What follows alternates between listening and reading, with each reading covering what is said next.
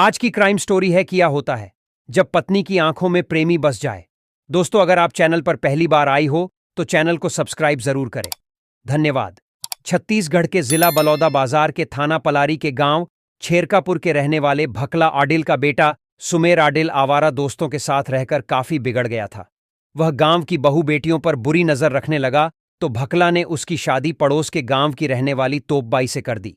भकला का सोचना था कि पत्नी की जिम्मेदारी आते ही बेटा अपने आप सुधर जाएगा। परिणाम उसके आशा के एकदम अनुकूल ही निकला। सुमेर नईनवेली पत्नी तोपबाई के रूप यौवन में कुछ इस तरह उलझा कि शादी के बाद उसका ज्यादातर समय घर पर ही गुजरने लगा। शादी के 1.5 साल बाद तोपबाई ने बेटी को जन्म दिया तो सुमेर की जिम्मेदारी और बढ़ गई। अब उसके पास समय ही नहीं रहा कि वह दोस्तों के साथ उठे बैठे।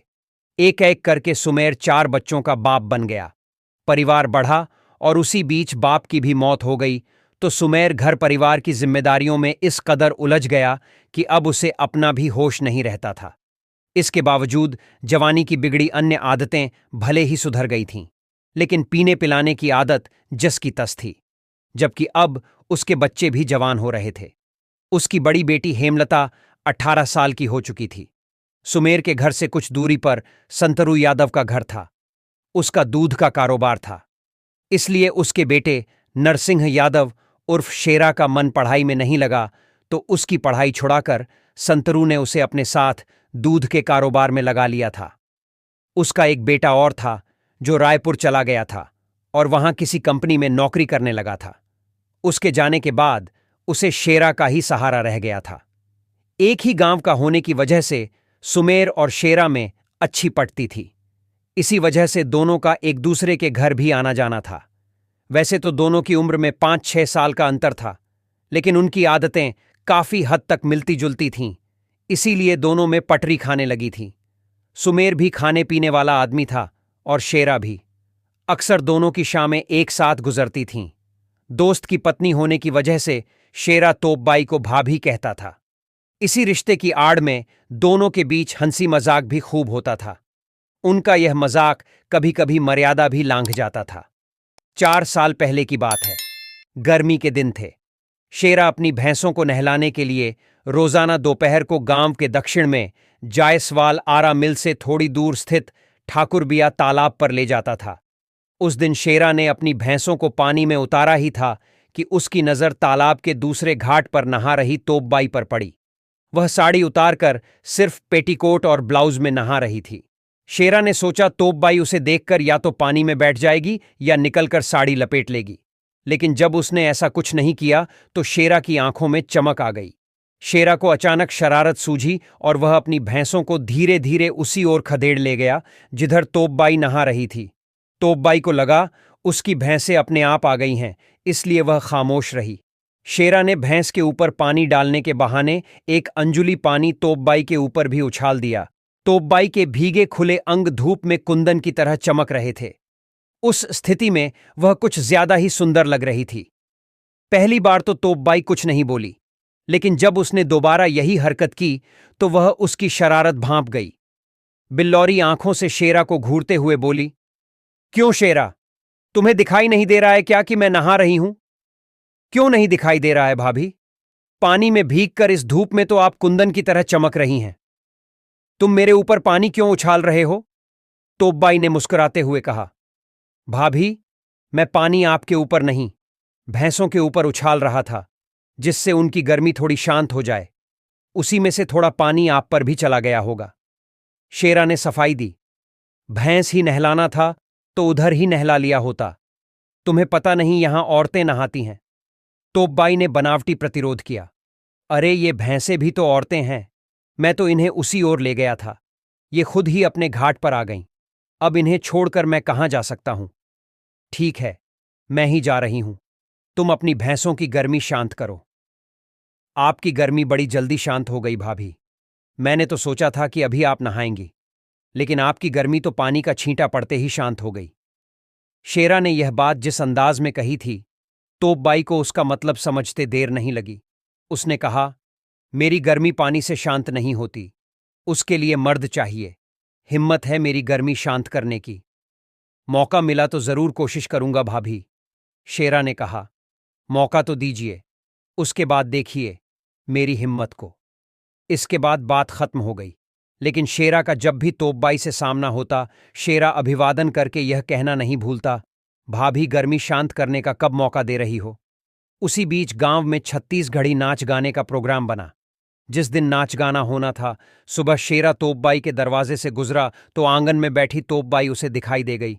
दरवाजे के पास से ही उसने कहा, राम राम भाभी जी, क्या हालचाल है, क्या कर रही हैं? तुम भी अजीब सवाल करते हो, देख नहीं रहे हो बैठी हूं।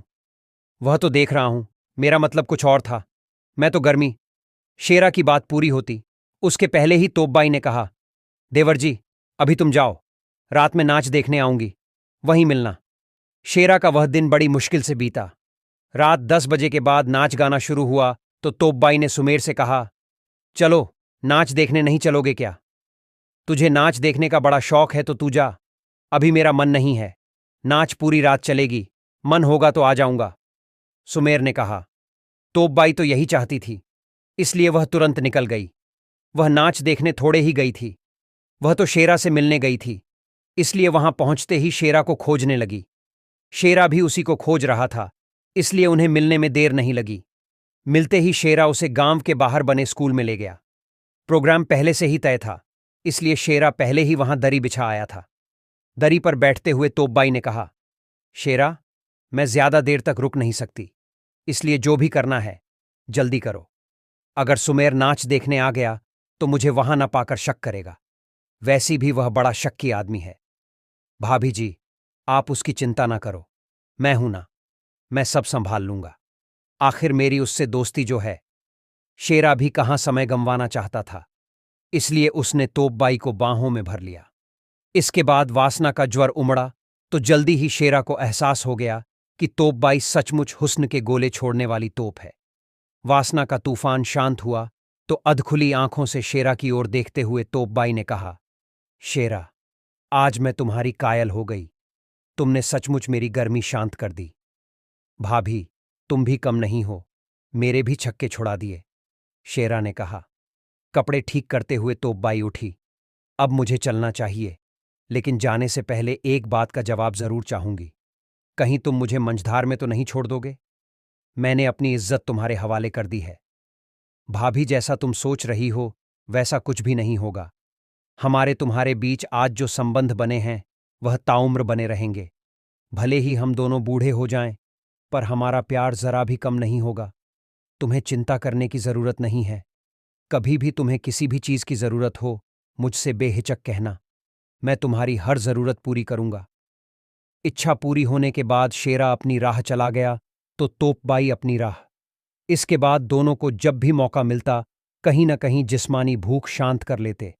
यह ऐसा संबंध है जो किसी भी तरह छिपाए नहीं छिपता। शेरा और तोपबाई के भी संबंधों की जानकारी सभी को हो गई। मजे की बात यह थी कि तोपबाई जहां 4 बच्चों की मां थी, वहीं उसका प्रेमी शेरा भी 2 बच्चों का बाप था। उसकी पत्नी संतोषी को तीसरा बच्चा होने वाला था। जब इस बात की जानकारी संतोषी को हुई तो उसने पूरा घर सिर पर उठा लिया। उसने शेरा को समझाया भी, लेकिन उस पर पत्नी के समझाने का कोई असर नहीं पड़ा। जल्दी ही हालत यह हो गए कि संतोषी अगर तोपबाई का नाम ले लेती तो उसे गुस्सा आ जाता और वह उसकी पिटाई कर देता। दूसरी ओर सुमेर भी पत्नी की बदचलनी से शर्मिंदा था, लेकिन उसे शराब की ऐसी लत लगी थी कि वह अपनी कमाई का आधे से ज्यादा पैसा शराब में उड़ा देता था।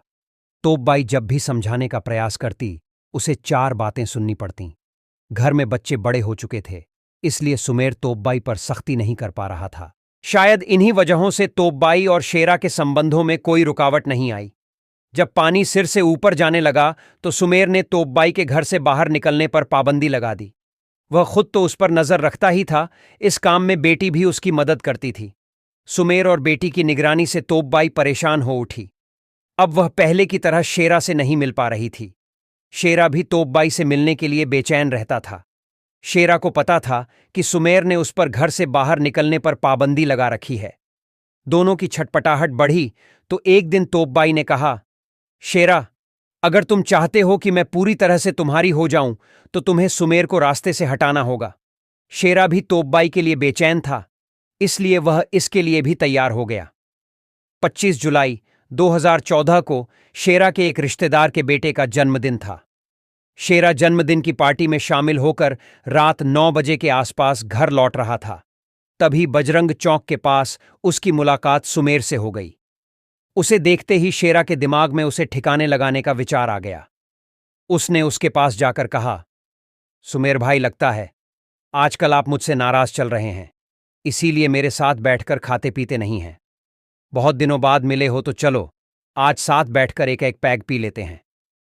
सुमेर शराब पिए था, लेकिन शराब उसकी कमजोरी बन चुकी थी, इसलिए वह मना नहीं कर सका। शेरा ने उसे अपनी मोटरसाइकिल नंबर CG4JF5513 पर बैठाया और बलौदा बाजार की ओर चल पड़ा। उस समय रात के 10 बज रहे थे। बलौदा बाजार से उसने शराब की एक बोतल खाने का सामान खरीदा और लौट पड़ा। रास्ते में पड़ने वाले खोरसी नाला के पास उसने मोटरसाइकिल रोक दी और ठीक ठाक जगह तलाश कर बैठ गया। शेरा ने खुद तो कम पी, जबकि सुमेर को ज्यादा पिलाई। सुमेर पर शराब का नशा चढ़ा तो वह वहीं पर लेट गया। इसके बाद शेरा ने तोप बाई को फोन किया। तोप बाई, सुमेर मेरे पास नशे में बेहोश पड़ा है। तुम कहो तो इसे ऊपर पहुंचा दूं या मोटरसाइकिल पर लाद कर तुम्हारे घर छोड़ दूं। अब मैं बताऊंगी कि उसका क्या करना है। पहले तो कहते थे कि जीवन भर साथ निभाऊंगा, मंझधार में नहीं छोड़ूंगा। अब मुझसे पूछ रहे हो कि क्या करूं? तोप बाई गुस्से में बोली, अगर तुम चाहते हो कि मैं उसके हाथों पिटती रहूं, बेइज्जत होती रहूं, तो लाकर उसे यहां छोड़ दो।